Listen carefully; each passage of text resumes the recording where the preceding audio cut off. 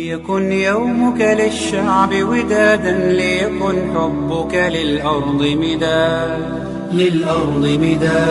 قلم أنت فكم عبرت عنا. sheekh maxamuud sheekh xasan abudalxa oo loo garan og yahay sheekh abudalxa ayaa horaantii sanadkan safarkiisii salaan waalide iyo wacyigelin bulsho waxa uu ugu ambabaxay deegaanada Soomaali galbeed gudashada waajibka oo dariiqi nabi maxamed sallallahu alayhi wasallam ballighu anni walaw aaya in la tafaqudo la ogaado la dhaxmaro dadka muslimiinta ah ahwaashooda iyo baahiyaadkooda iyo qaabkii u nool yihiin iyo iimaaniyaadkooda waxyaabaha ka qayb qaadan kara marba in la dhaxmarana waa arrin runtii dacwada iyo ducaada saaran. sheekh abudalxa ayaa xaruntiisa caasimadda Ankara ee dalka Turkiga ka ambabaxay 18 bishii Janaayo ee sanadkan aynu ku guda jirno si uu waqti ula soo qaato aaba sheekh xasan aw aadan oo ah aabaha dhalay sheekh abudalxa oo ku nool deegaanada ay Soomaalidu degta gaar ahaan magaalada Goday.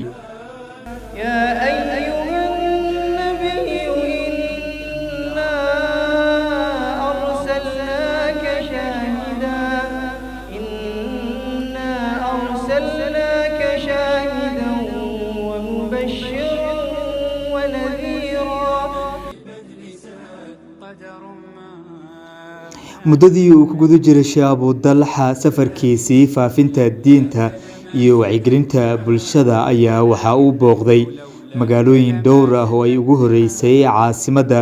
deegaanada Soomaali galbeed ee Jigjiga, magaalada Goday, Dhagax Buur iyo magaalada Boorame ee xarunta gobolka Awdal. intii uu ku guda jiray safarkaasi sheekha ayaa jeediyay muxaadarooyin dhowr ah kuwa oo ay baahi weyn u qabeen shacabka Soomaaliyeed ee deegaanada Soomaali galbeed. muxaadarooyinkaasi oo ay ka soo qayb galeen kumanaan shacab ah ayaa waxa sheekhu uu diiradda ku saaray arrimaha bulshada, siyaasadda iyo guud ahaan nolosha. waxaana ka mid ahaa muxaadarooyinkii uu sheekhu jeediyay muxaadarada astaamaha hogaamiyaha wanaagsan iyo tan qiimaha haweenku ku leeyihiin bulshada dhexdeeda. odagaaga u sheeg wiilasha waxaan ogahay haddii la yidhaahdo waxaa sheegtaa 10 qodob oo jeclaan lahayd xaaskaagu inay kuu samayso 100 buu sheekhu tirin lahaa, laakiin waxaa laga yaabaa inuu weligii jug u dhihin haddana cadhaysan yahay. muxuu cadhaysan yahay? wuxuu cadhaysan yahay wax aan la jeclayn buu samaynayaa, soo ma wuxuusan jeclaysanin buu samaynayaa. muxuu yahay marka waxa la doonay la isku xiro in la isu sheego. مثلا ninkii wuxuu ku yiri wallahi aniga ma jeceli ragga dabeecadooda qayb ka mid ah gaabaya wallahi anu ma jeceli anagoo shaqo ka imid inaan kuu soo galo adoo telefoon dhagta haysta. soo rag ma jeceshin adoo shaqo ka imid islaanta adoo hadlayso nawle ma jecesha sheekh hada fiiriya muujadan ma jecla raggu ma jecla laakiin waxa laga yaabaa inuusan u sheegin sida daraadeed canaan iyo caru marka la ordo dadkan qiiq wax la yiraahdo baa dadka isku dira marka waxa la isu sheegay weey soo saasba.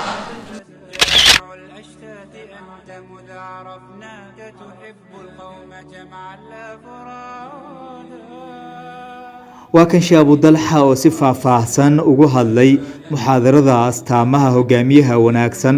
taa oo uu ku qabtay magaalada Jigjiga ee caasimadda Soomaali galbeed. nabi yuusuf tusaaluu qaatay عليه السلام. نبي يوسف وحو يري اجعل لي على خزائن الارض. هو دولة قاراء وحساب له ما دولة مسلمة. اجعل لي على خزائن الارض اني معيني اني حفيظ عليم. الله بدا الجملة في رسالة قلت آمن بانا هاي حفيظ بانا هاي دولة حوله هذا وان كفلنا هاي وان إلالنا يا وانا جالسين يا برشدة وانو إلالنا يا علمنا وان أولى هاي شقدر مركب وما هي عالم شقدر أن قبنا يا محنول هاي أقون هي معرفة أنا ما أنت بنت نوفر نوي وتصوي إن المعرفة يا أقونتا أن علمي علم الإدارة وعلم القيادة علم ماملك إيا مارينتا إيا قابك وحلوم مامولو إيا هقامينتو سو أقونا ما بحنو ها علمي بي أباهنتاي نبي يوسف ساسولا إني حفيظ عليم حيك رأي أباهنتاي أمانة دي لبدا أباهناي واللبدا مرك لبدا أباهناي واللبدا وانا لبدي أي قبضي شعيب ودالي أي موسى ودورتي لبا أدو قبضها محيتي إنك مايا قوي أمين أمانة مركا وسببت جبريل وحي لو سو ديبي محلو أمانة جبريل محلو أمانة مين روح أمين نبي محمد صلى الله عليه وسلم حال لي جري انتو حسنا من الله محل لي جري ورعجائب ومدى مركا أدركيسان هل ميل بي كعافي ما ذكرتها وأمانة ذا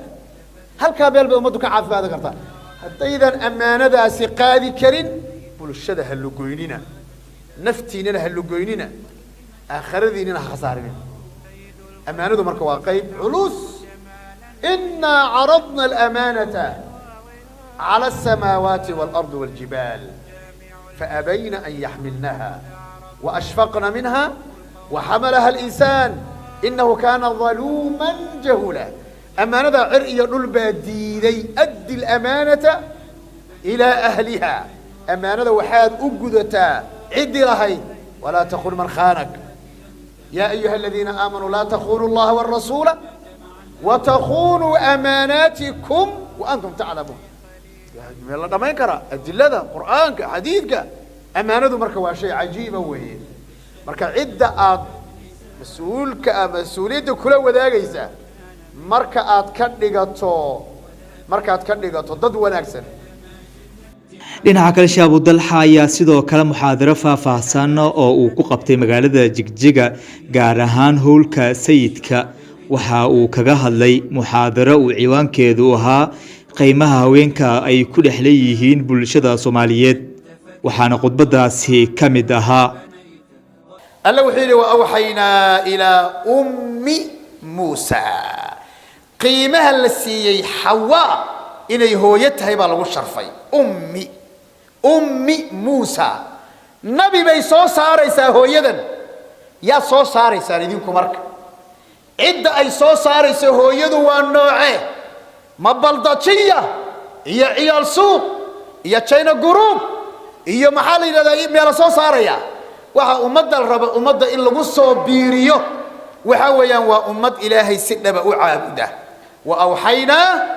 ila ummi Musa wa Qur'aan sama wa Qur'aan falsafa ma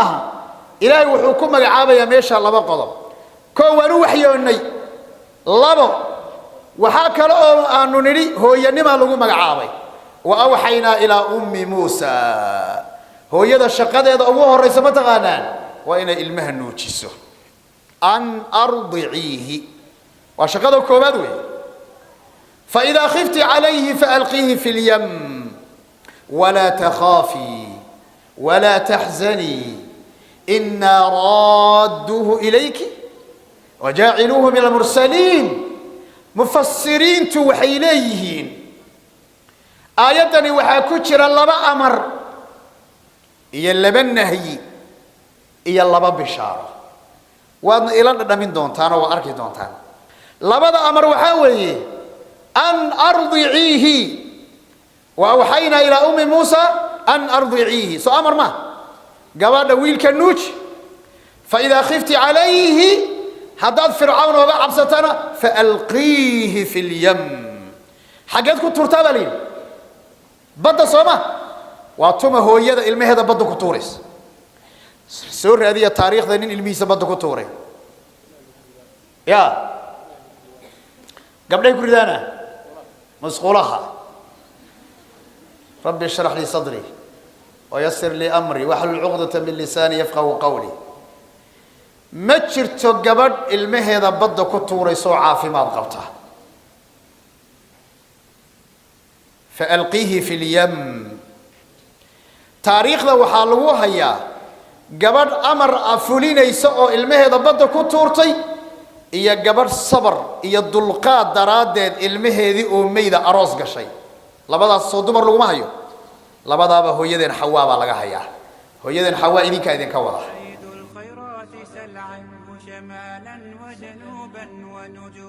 ugu dambeyntii Sheekh Dalxa ayaa mahad ballaaran waxa uu u jeediyey shacabkii Soomaaliyeed ee ku soo dhaweeyay deegaanadaasi iyo mas'uuliyiintooda intuba waxa uu sheekhu si gaar ah ugu mahad celiyay maamulka iyo mulkiilayaasha Hotel Royal ee magaalada Jigjiga kuwa oo kala qayb qaatay barnaamijkii faafinta dacwadda ee uu deegaanadaasi u tagay waxaana dadkaasi sida gaarka ah uu sheekhu ugu mahad celinayay kamid ah Maxamed Heybe Maxamuud iyo walaaladiisa intuba oo si mutadawacnimo ah barnaamijkiisa faafinta dacwadda sheekhu kala qayb qaatay